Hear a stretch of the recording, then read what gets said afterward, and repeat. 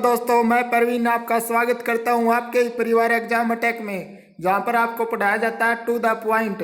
हमारी video quality जरा सी लो हो सकती है, पर कंटेंट क्वालिटी सुपर है, सुपर, जो पूरे यूट्यूब पे आपको कहीं नहीं मिलेगी।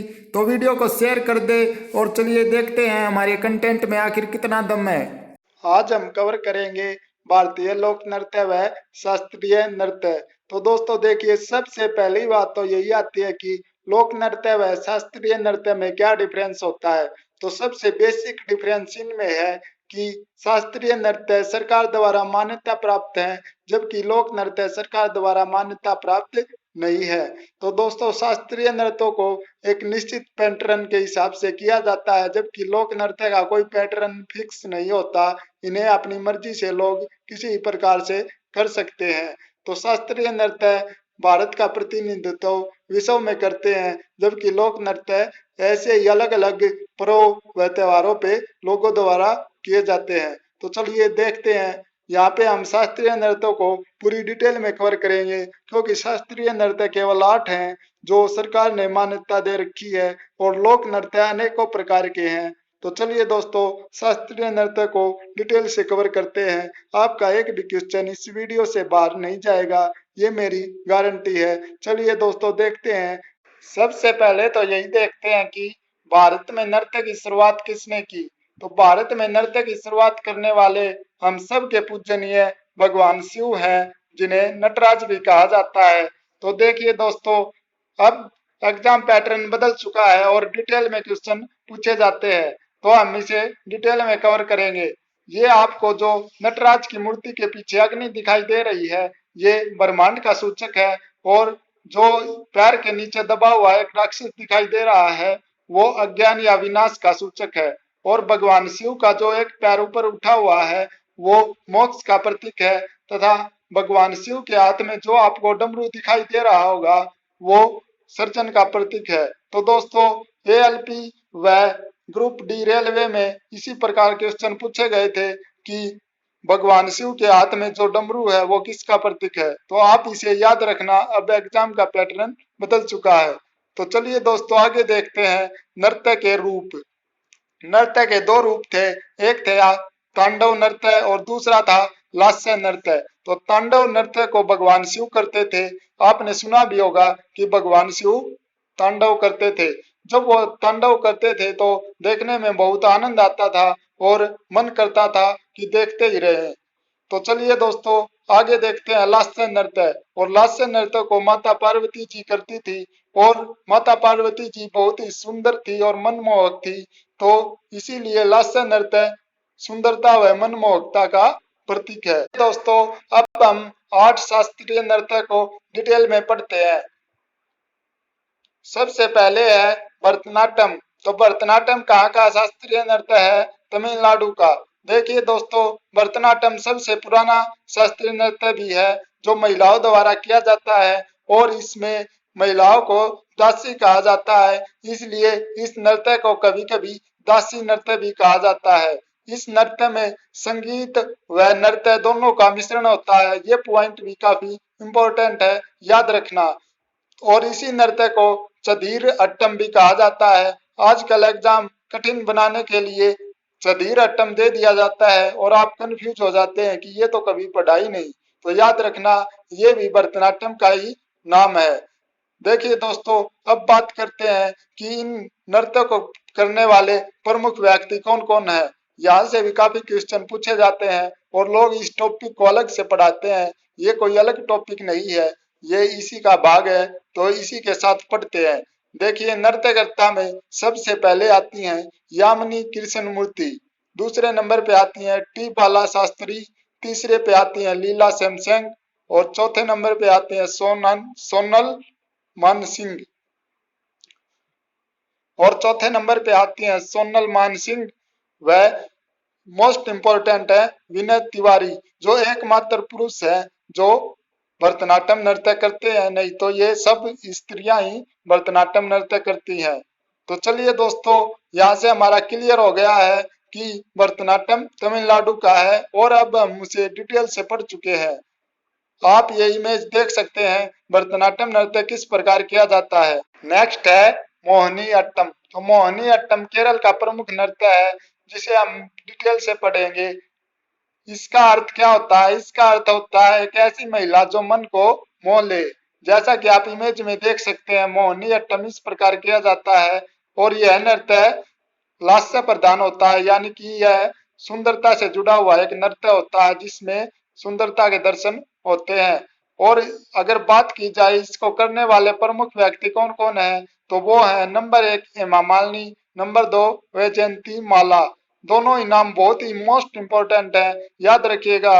हेमा मालिनी और वैजयंती माला मोहिनी अट्टम करते हैं और ये केरल का एक प्रमुख शास्त्रीय नृत्य है। नेक्स्ट है कथकली। तो कथकली केरल का प्रमुख नृत्य है और यह नृत्य पुरुष प्रधान है। अब तक हमने जो दो नृत्य पढ़े, मोहिनी अट्टम और भरतनाट्यम, वो दोनों ही स्त्री प्रधान थे, लेकिन कथकली पुरुष प्रधान एक नृत्य है, याद रखिएगा।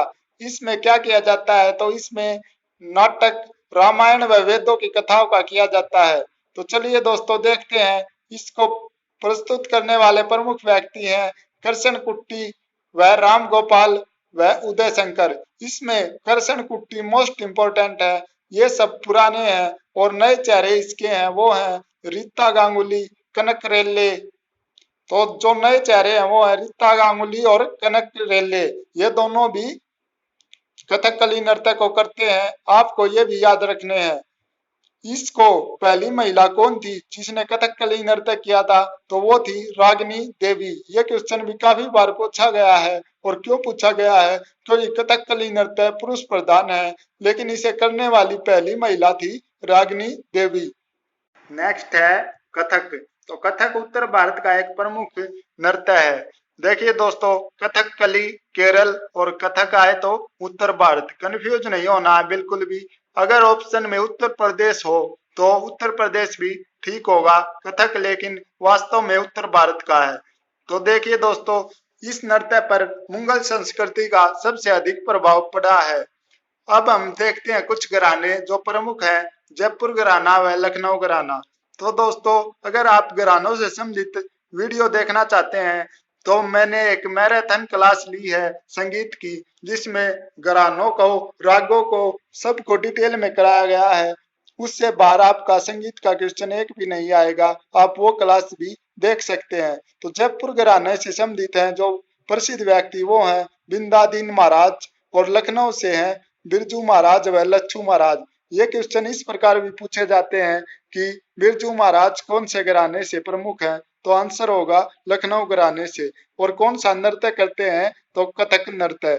आप इसकी इमेज देख सकते हैं, ऐसे हैं बिरजू महाराज जो कथक नृत्य करते हैं। और इस नृत्य की एक और विशेषता है कि इसमें पैरों में 100 घुंघरू बांध के नृत्य किया जाता है। चलिए दोस्तों आगे देखते हैं कुचिपुड़ी। तो कुचिपुड़ी कहाँ की है? आंध्र प्रदेश का। तो कुचिपुड़ी आंध्र प्रदेश का एक नृत्य है। इसे याद करने की ट्रिक हम ऐसे रिलेट कर सकते हैं कि अंधेरे में कच्ची पूड़ी खा ली। तो कुचिपुड़ी कहाँ का हो गया? आंध्र प्रदेश का। यह पहले केवल ब्राह्मण पुरुष करते थे, लेकिन अब महिलाएं भी करती हैं। तो इस नृत्य की ये विशेषता है, इसे केवल पहले ब्राह्मण समुदाय द्वारा किया जाता था और अब इसे महिलाओं द्वारा भी किया जाने लगा है। इसको सबसे अधिक पोषण दिया था गोलकंडा वंश के राजा द्वारा। तो चलिए दोस्तों आगे देखते हैं। इस नृत्य की एक और विशेषता है कि पैर से काल्पनिक आकृति बनानी होती है। इसे करने वाले प्रमुख व्यक्ति हैं भावना रेड्डी, यामिनी कृष्ण मूर्ति, चिंता कृष्ण मूर्ति व सीतारमैया। इनमें सबसे प्रमुख है यामिनी कृष्ण मूर्ति। आगे है हमारा मणिपुरी। तो मणिपुरी नृत्य, जैसा कि नाम से ही स्पष्ट हो रहा है, ये मणिपुर का है और इसकी विशेषता है कि ये ढोल व घुंघरुओं का प्रयोग इसमें नहीं होता। ये क्वेश्चन भी एनटीपीसी में पूछा जा चुका है कि ऐसा कौन सा नृत्य है जिसमें ढोल व घुंघरुओं का प्रयोग नहीं होता, तो वो है हमारा मणिपुरी नृत्य, याद रखिएगा।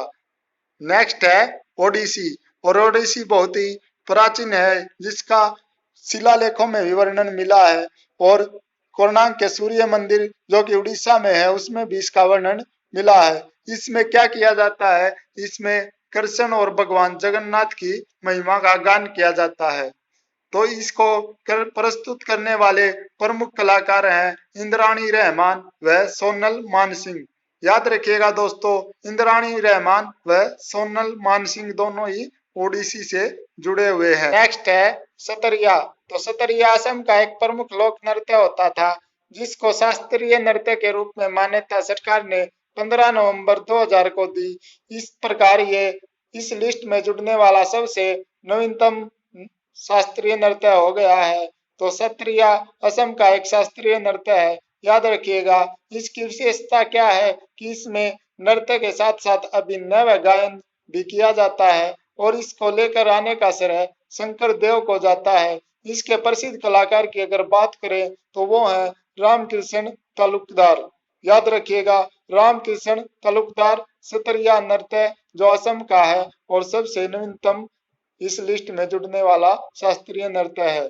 तो चलिए दोस्तों, यहाँ पर हमारे सभी शास्त्रीय नृत्य खत्म होते हैं और मैंने फुल डिटेल में कवर किया है। अगर आपको इस वीडियो की पीडीएफ चाहिए तो आप हमारे टेलीग्राम ग्रुप को ज्वाइन कर सकते हैं, जिसका लिंक डिस्क्रिप्शन में दिया गया है।